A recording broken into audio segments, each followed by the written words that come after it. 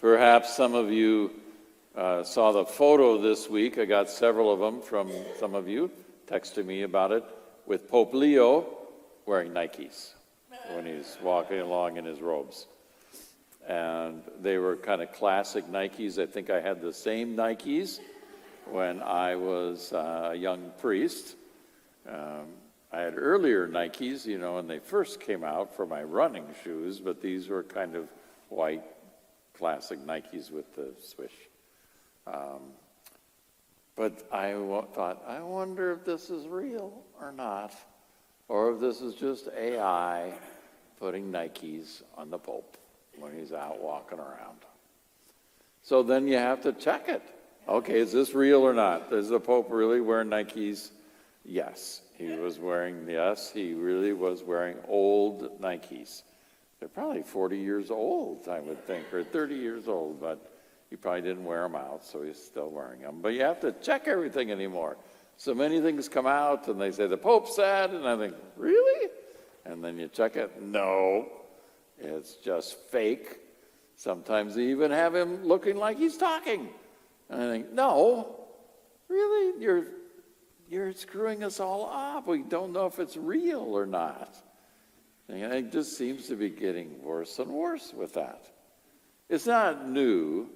Let me tell you one of my experiences with not believing pictures anymore. So years ago, when George W. Bush was running for president, he stopped at our little school that we started in South Omaha at Guadalupe Inez School, and did a little talking with the kids, and he was in town for a fundraiser.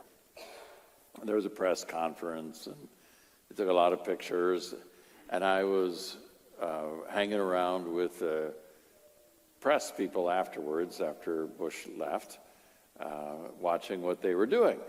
So they had their computers, and they were taking the pictures, and a lot of the best pictures were him standing in front of a bulletin board, a grade school kindergarten bulletin board, which of course is full of color and flowers, and they said, that's just not going to work, because that's a great picture of him and the people he was talking to, but the background's bad.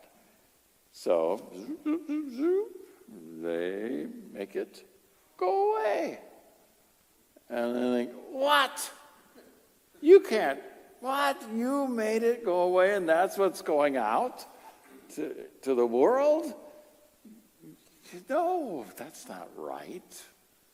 They said, well, the one we really want to use, the book he was reading to the kindergartners, he had a finger to his nose, and they always thought he did use cocaine when he was younger, and so they said this would be a great shot that he could talk about his past. I remember,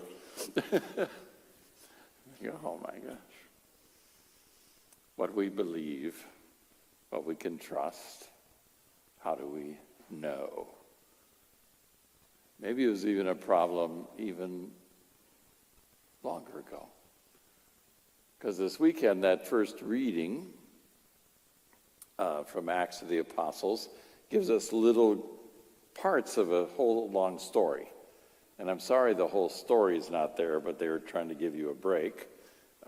So they're just trying to make the points in the story. And so this is the story of Philip, who was one of the 7 first deacons. So Stephen has just gotten in a lot of trouble and gets killed. He was one of the other deacons. He's a more famous deacon than Philip.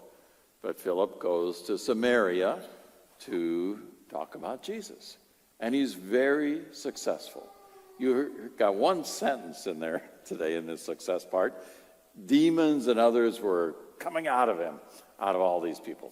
And so there was miracles happening because of what Philip was proclaiming there in Samaria. There's a fellow by the name of Simon who's a sorcerer, a magician. He makes his money doing tricks. And he wants to learn from Philip how you do it. How do you do all that? And so he claims to be a follower of Jesus so that he can do the same magic that Philip was doing. So that Philip and Simon have these discussions, and Philip is not at all happy with Simon, that he just wants to make money off of Jesus. Anyway, apostles show up because they hear that things are going well in Samaria. But they notice something. They notice that even though Philip has baptized, the Holy Spirit's not there. They then call down the Holy Spirit upon the people, but not Simon. They still don't like that guy. No, you're just going to use it to make money. But everybody else gets the Holy Spirit. But it's kind of fascinating. They were baptized, but did not receive the Holy Spirit. That came later when the apostles could call it down. I suppose it's good argument for why bishops have to do confirmations instead of priests calling down the Holy Spirit upon people. But they didn't have it. There's other times in the Acts of the Apostles where people got the Holy Spirit before they were baptized. So it didn't come simultaneously with baptism. They had it first. But how do you know you have the Holy Spirit? Have you ever wondered about that and thought, do I have the Holy Spirit? I got baptized. I got confirmed in 3rd grade. So in 3rd grade, I got those gifts of the Holy Spirit, like wisdom. 3rd grader with wisdom, understanding, knowledge, fortitude, piety as a 3rd grader. I got all those kind of things, all those gifts of the Holy Spirit. So we say, that's what the Holy Spirit gives us. Do you have it? Because I think sometimes we struggle with that. If I just had the Holy Spirit, things would go better. My life with Jesus would be better. Why don't I have the Spirit? It seems like that person has the Spirit, but I don't have that same Spirit. Jesus tells us in today's gospel that the Spirit is very, very, very important. So important, it's the reason why he's leaving. He is leaving us because that's the only way that the Spirit can fully come. It's so important. In fact, traditionally in the eyes of the church, after the death and resurrection of Jesus, the descent of the Spirit is the next most important thing. And in a couple of weeks, we'll celebrate that at Pentecost. This gospel just kind of gets us ready for that. The Spirit is coming. And Jesus says it's really, really, really important. Years ago, when I was in college, it's a long time ago, there was a movement in the Catholic Church called the charismatic movement. And I participated in something some of you maybe years ago did too, called the Life in the Spirit Seminar, where they taught us about the Holy Spirit, and then we were to ask for the Holy Spirit to come down upon us. Now, in the charismatic movement, the way you knew that you had the Holy Spirit was you could speak in tongues. which was just kind of sounds, a whole bunch of sounds that came out because you were so happy or so filled with the Spirit that you could not express it in words. Years later, when I was at Guadalupe and having to speak Spanish, I kept praying for the gift of tongues so that I could speak Spanish, but it never came. So people might have been thinking I was speaking in tongues like in charismatic. I don't know what he's saying.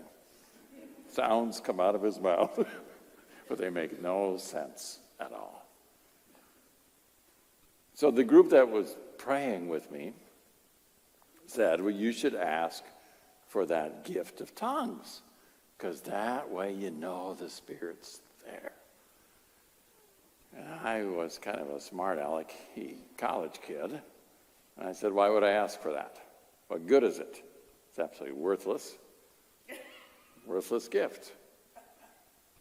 You should ask for a different one then. You should ask for maybe prophecy or one of those.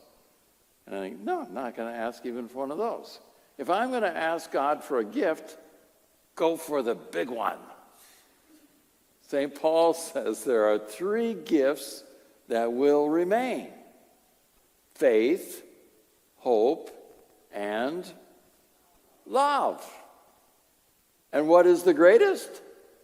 Love. St. Paul tells us that. So why would I ask for a piddly gift like tongues? Ask for love. Well, we won't know. Pray over me. Okay, we got prayed over. Did you get love? I don't know. I can ask my friends. Does he seem loving or not? Did I ever get that gift? How do we know?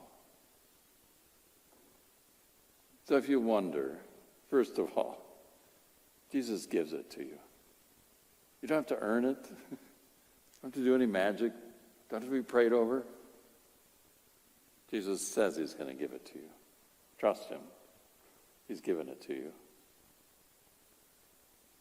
If you want to know if the Spirit's working in you, that might be another question.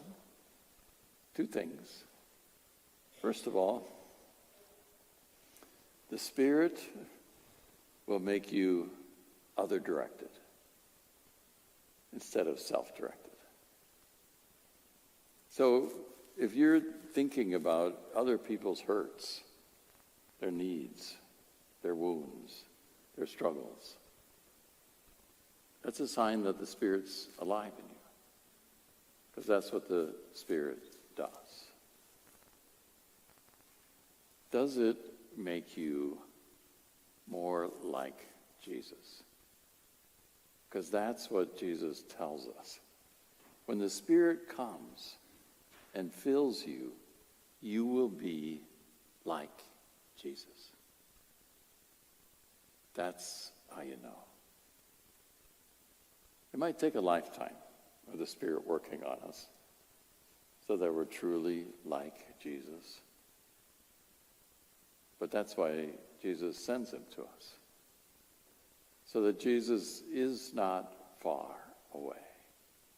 His Spirit is there in you now, transforming you to be just like him,